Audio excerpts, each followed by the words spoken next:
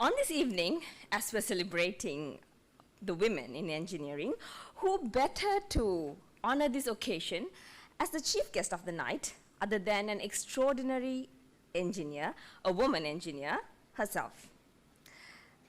She is the first female electrical engineering graduate of Sri Lanka, engineer Mrs. Sumitra Moonesinghe. She's a graduate of the University of Peradeniya, and she is incidentally the second woman in engineering after Dr. Premila Sivaprakasa Pillai. She also holds a master's in electronics engineering from the University of Southampton, UK. In her long, remarkable career, she had held many esteemed positions as a lecturer in electronics at both University of Peradeniya and Singapore Polytechnic. Even though she has worked at a capacity of an engineer, even more so, she has made a very promising career as a banker, proving that the engineers, especially a female engineer, can thrive wherever her passion may lie. She was a group director of Maharaja Organization from 1975 till 1997, simultaneously serving as a director, National Development Bank from 1993 till 2002. She was also the chairman of Bank of Ceylon from 2002 to 2004. Currently, she's unfortunately retired and living her best life. Ladies and gentlemen, she has shouldered the very path which you and most of us here have taken. And so it is my greatest honor to invite the chief guest of the evening, the very first lady electrical engineer of Sri Lanka, engineer Mrs. Sumitra Moonesinghe, to address this gathering.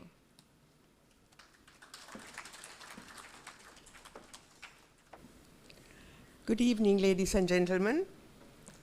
First of all, I must say, generally engineers are wearing overalls and not bothered about the attire.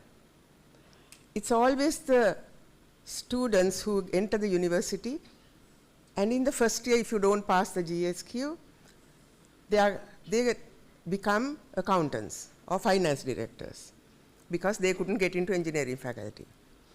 But all the ones who have done well, excelled in the field, will continue to become engineers. So it's nice to see a cross-section of so many women engineers working side by side with all the men. We all, when we entered the university, Faculty of Engineering, we all embarked on a man's world. It's a man's profession. That's what I was told. When I went to the Viva at the Colombo University, College House, you enter from Reed Avenue, there was a battery of professors in a semicircle, and there was Professor Ioe Pereira seated at the center. I'm sure all of you have heard of Professor Ioe Pereira. I was just 17 years old. And then they bombarded all the questions, all of them. And then Professor Pereira just calmed everybody down by saying, I hear being a housewife is far more difficult than becoming an engineer. So that stopped the interview, and I got into the Faculty of Engineering. So I was one woman amongst 104 of my batchmates. And in the faculty, there was Premila Sivaprakasa Pillai, who was 2 years senior to me, and then me, and then of course subsequently there were so many other women engineers who took into this field. Now I want you all to think of something. Every problem we are facing currently in our country, they are engineering problems. What have we engineers done to correct this? As an electrical engineer, and in 2002, Prime Minister Ranil Wickremesinghe wanted me to become the chairman of the Electricity Board. Then anyway, certain things changed, and then I ended up becoming the chairman of the Bank of Ceylon. Now I am going back to 2002, when there was a proposal to connect the Indian grid to the Sri Lanka grid via an undersea cable. Why haven't we done this? If we had done this, today we won't be suffering this like this. Of course, you must understand there are disruptors in every society. In every field, in every society, there are disruptors. And the disruptors are there, they have to say, don't do this. If we connect the Indian grid to Sri Lanka grid, India will swallow us up. This is all nonsense, because I'm sure all of you are aware that Canadian grid is connected to the American grid, and all the grids all over United States are interconnected. Similarly, the European grids are connected to the UK grid. So they are all power sharing. They buy power or they sell power. Now, if we had done that in 2002, the cost was only $75 million. Today, I hate to think what the cost would be. And today, I know that I read on the internet that they are looking at an overhead cable because transmission line, because the undersea cable is prohibitively expensive. But what I want to ask you engineers to do is, don't surrender your right and your authority and the knowledge to disruptive politicians who just come and scream, and then we are facing the kind of situation that we are going through at the moment. If you take the Norochole coal power plant, I had no idea why this power plant, if one plant trips off, it takes 2 days to switch it on. So I asked one of my engineers friends, why is this? And they told me, this is because, please correct me if I am wrong, this is because the cooling mechanism for the turbine has not been installed. So they are resorting to natural cooling to switch on the turbine. Now, isn't this unacceptable to all of you? I am sure it is. It is unacceptable to me. And I don't know why they are not doing that even now at this stage. And we are buying emergency power. I read today that they are buying emergency power. So is this corruption, or is it that they want to make money on buying power from the private generators? I remember there was a very big power crisis when Minister Karu Jayasuriya was in charge. At that time, they were proposing a barge-mounted generator to be brought to Colombo Harbour to be used. That never materialized. And I think all these things did not materialize because of the disruptors. And the disruptors could be people who are wanting to make money, or disruptors may be the likes of the leftist politicians who just scream at everything, saying Rata Vikunana, that is all. They have no solution. So that is as far as electricity crisis is concerned. As I said, this is a major problem, and it is a problem for the engineers, not anybody else. Then let us look at our Colombo city flooding situation. We have not had rain for a long time, so we have not experienced any floods. How many of you all are working in the irrigation department? And I am sure those who are working there, you understand and you know that the Kalaniya West Bank is the only one that has been built to contain the flood of water coming from Sri Pada downwards. And now what happens? If only the West Bank has been built, the right side is not, on the opposite side is not built, all the water that is gushing has to find its level. So it goes all the way to Kurunagala, flooding all those areas. I have seen so many engineers writing about this into the papers, but nothing has happened. I may be wrong. If there is an engineer here from the irrigation department, you will please correct me later on so that I know what is going on at the moment. Then coming to the engineering profession as such. How did I become an engineer? This is something all of you may be wanting to know. I was studying at Devi Balika, and I used to always get 100 out of 100 for maths. So my maths teacher, Minan Sandanayaka, she was at that time Minan Lukubalasuriya, she thought that I can apply for engineering and get into the engineering faculty. Of course, my principal, Mrs. Vimaladi Silva, vehemently objected. She said, oh, she's sure of getting into physical science. We are going to lose that opportunity also if you go and apply for engineering, because these male chauvinistic people will never let you get into the engineering faculty. I was even sent to Mardana Technical College to meet her husband, and he took me around to show all the big machines and everything, because we used to go to Mardana Technical College for practicals. 8 to 12 lectures and 1 to 4 practicals.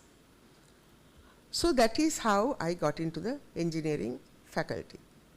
It's all due to, all of us need mentors and people who will guide you through your life. That is absolutely essential. So I was very fortunate that there was Minan Sandanayaka who guided me and saw me through to the engineering faculty. She took me to the faculty, showed me all the lecture halls and the drawing room and all those places, and finally took me to the canteen. Now the canteen at that time at Thurston Road, Reed Avenue campus, all the boys are drinking there, or they are at the cut table, and there are no women. So Minan took me to that crowd and introduced me, and I was quite confident, and I just mixed with them. So what I'm trying to say is, when you are a woman engineer, please don't ask for any concessions. Because we knew at the age of 17 or 18, we are embarking on a man's career. Then if that is the case, you must be prepared to do everything that a man is capable of doing. You can't say, I am a woman, therefore I can't do this. I said the same thing when I addressed the women engineers at the Institution of Engineers. And I said, why do you call yourselves women engineers? Because all are engineers. We are all qualified. And maybe the women engineers have more first classes than the male engineers. I don't know. I am just saying. And the time I studied engineering, we were playing with diodes. You know, the flip-flops diodes. Today the technology is so advanced, and we have gone into blockchain technology, artificial intelligence. And if you go through a place like Singapore airport, you will find there is no human contact at all. You just scan everything, and with the barcode you just go, check in your luggage, put the suitcase into the carousel, and then you just go. So these are things you engineers have to start thinking of doing in our country. Now you may say, oh, how to work with these politicians, they will never listen to us, they will not want to do these things. Don't think like that. You as a body has a huge voice that to be heard. It will be heard. I mean, I know that you have had a lot of ministers who are in different engineering fields trying to tackle the current problems, which are enormous, whether it is the petroleum issue or the gas issue, or the main thing is electricity, really speaking, because we are without electricity. So I hope you all will, as a body, work and influence the government to go ahead with the interconnection of the grids from India to Sri Lanka. If it is already going ahead, then expedite it. Then number 2 is, there are so many people who are wanting to put up solar panels. And I heard today that it takes more than 6 months to get approval to put up a solar panel. That should not be the case. Why should that be the case? Because now I don't know, under this new rule of import restrictions, I don't even know whether solar panels are included in the list of items to be imported, or whether the customs duty has gone up. If the customs duty has gone up, or if it is not in the list, then it is up to you to lobby with the government and get that in. Because solar and wind power are the future. We will not be depending on oil and gas. Of course, having said that, I'm sure there are engineers here from Lanka Transformers. There are New Fortress Energy Transaction, the Subadanavi, I think. Yeah, the Keravalapitia combined cycle plants. So all these things are excellent. But if it can be expedited. The long-term generation plan prepared by the engineers, I think, is just collecting dust. No one is taking any notice of this long-term generation plan. You all sit, and the engineers in the electricity board sit and prepare this plan for months and months. And it is projected for 25 years. That is how a plan should be for a country. But unfortunately, we don't have the clever politicians who are capable of taking that proposal and running with the proposal. Then we won't be suffering like this, what we are suffering today. I'm looking at all the high-rise buildings who are all using generators because of the power cut.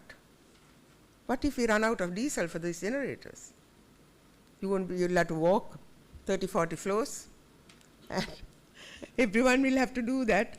So these are issues that you have to really think about and be the catalyst. You have to be the catalyst to get the government to start thinking differently. Now, coming back to my career, I passed out as an electrical engineer from Peradeniya because the faculty moved 2 years in Colombo and 2 years we were in Peradeniya. So I had to walk from Hildaubesekar Hall all the way across to Akbanel Hall. And anyway, the wardens negotiated that Akbanel Hall will give me my lunch because there was no way I could go back to Hildaubesekar and have my lunch and come back. So I used to get the boys' lunch from the Akbanel Hall. And of course, this was a brand new faculty and everything fully equipped. And one day I was doing a surveying on the Gampula Road, and I didn't have a hat on. So Professor Yoyo Pereira was driving down that road. He stopped by and he said, "Miss Senanayaka, why are you not wearing a hat?" Then I said, "Sir, none of the boys are wearing hats, so I can't be the only one to wear a hat." And he laughed and he carried on. So we had very compassionate, caring professors and the dean. And also, the other thing is, if you look at any of the other issues from the engineer's point of view, I am sure the railway engineers, there must be railway engineers here. Railway engineers, every one is an engineering issue. If you look at Road Development Authority, highways, of course the highways and the Road Development Authority seem to be going on very well, but there's a lot of bad publicity that the cost is extremely high, but I'm not here to comment on that because I'm not at all aware of what is going on. So if the New Fortress Energy deal that is not going to come through, they have started work, I think, Kerawalapitiya combined cycle plant, and if Noracholi cannot be upgraded or add another turbine, then we are going to face enormous electricity crisis. So in my opinion, the cheapest option is connecting the two grids. And this is something that has to be handled at the diplomatic level. The Indian High Commissioner and the Sri Lanka High Commissioner to India, these people can start the dialogue. Because don't forget, from Bhutan, Nepal, India, all the grids are connected. So this is like my pet subject that I speak about all the time. I've written articles to the papers, but nothing has happened in the last 22 years. 22 years that I got involved, interested in this. So how do we, as a body, as the institution of engineers, how do you lobby the government? It is very important that you have to have a very forceful voice and campaign to get recognized by the politicians. Because if we don't do that, we are going to suffer month after month. I mean, April is coming, it's very hot. So only thing, the people who will make money will be the emergency power purchase that they have already brought, apparently, according to the news, already brought to the harbour here. Then we look at UDA. I'm sure there are engineers here working for the UDA. Now we are all the time from morning till night, our government is saying we have no money, no money, no money to do anything. This UDA is sitting on hundreds of thousands of idle land.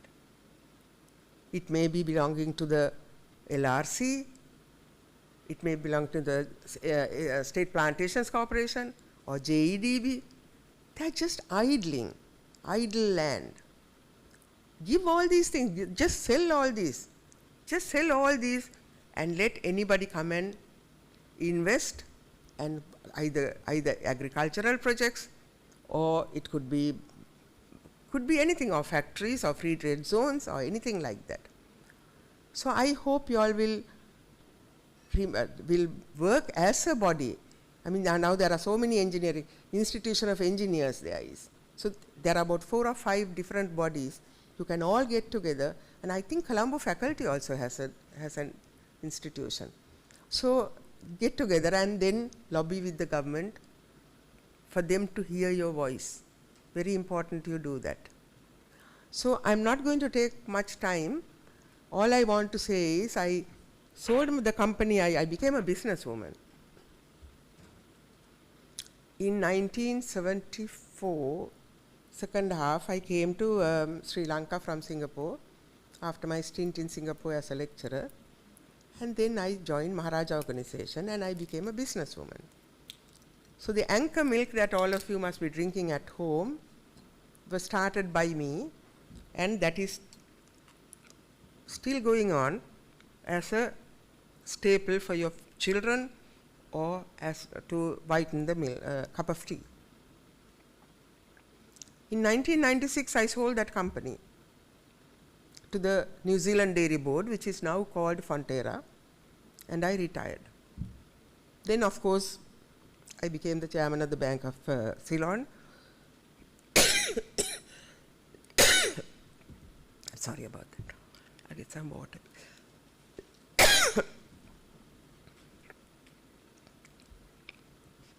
And then I started a project called No Kunu.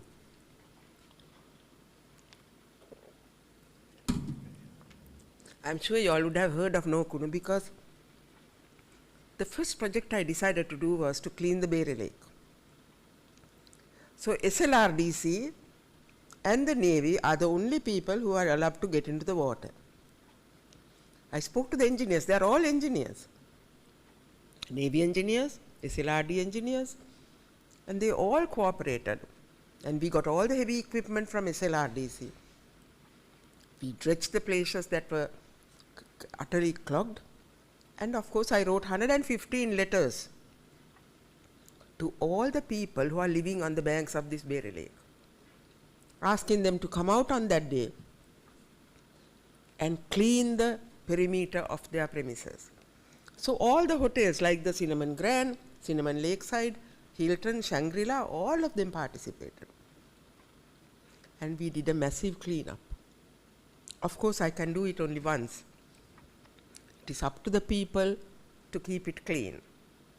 I don't see that happening now, but at least that was a start. Then I also cleaned the Vallavatta Canal and the Dehiwala Canal. And I also wanted to get the government to start a boat service. Our roads are so congested. For me to come from near the museum up to here took almost 45 minutes this evening, because the traffic was so bad. So if we have the boat service, we also can have the boat service from near Gangarama temple down to the Navy in the fort. Then the Vallavatta Canal and the Dehiwala Canal, the boats, then the university students can come to Open University and the Jayawardenepura University, Jayawardenepura Hospital, all those places. So these are things that y'all can do. I had to stop all that because of COVID, because I can't expect people to come and volunteer to work with me during COVID. So during COVID, my project was to write my story. And it is that story, probably most of you all may have seen it, because on Sunday Island, a couple of weeks they have been serializing it.